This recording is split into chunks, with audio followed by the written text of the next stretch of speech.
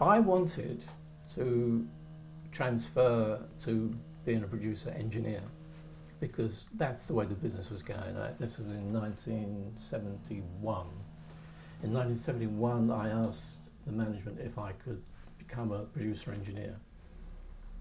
And because EMI at that time was still locked in to a slightly old-fashioned way of thinking, they said no. They were very happy for me to be a producer, but I had to be a producer or an engineer. So I couldn't convince them that I should combine the things.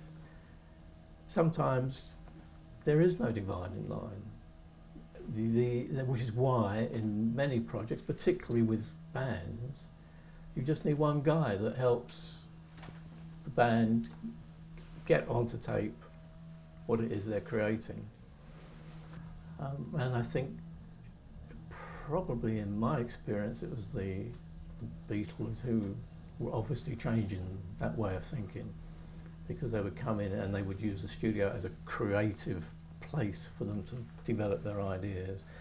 And they, going back to what you were saying, where do you need a producer, or what's the distinction between a producer and engineer?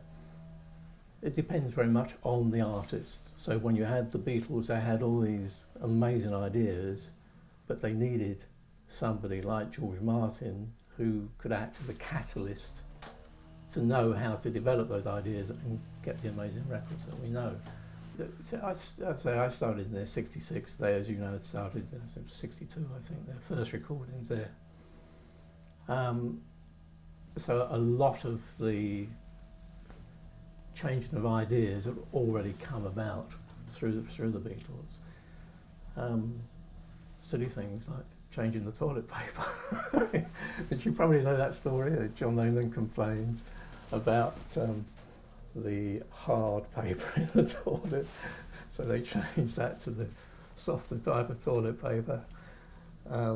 But people had to change their attitudes in the actual recording side of things, simply because if the artist, whether it be the Beatles or whoever, felt that they were creating better things by working through the night, then so be it. You know, you were there to get the best for those artists, and so you did whatever they needed to do.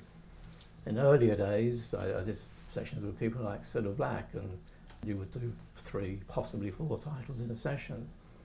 I did one session with her where we had done 4 titles in the morning session, and George, who was producing, said to me, "Oh, do you mind if we just stay during the lunch hour and redo a couple of the vocals?" I had no problem with that, so we redid a couple of the vocals.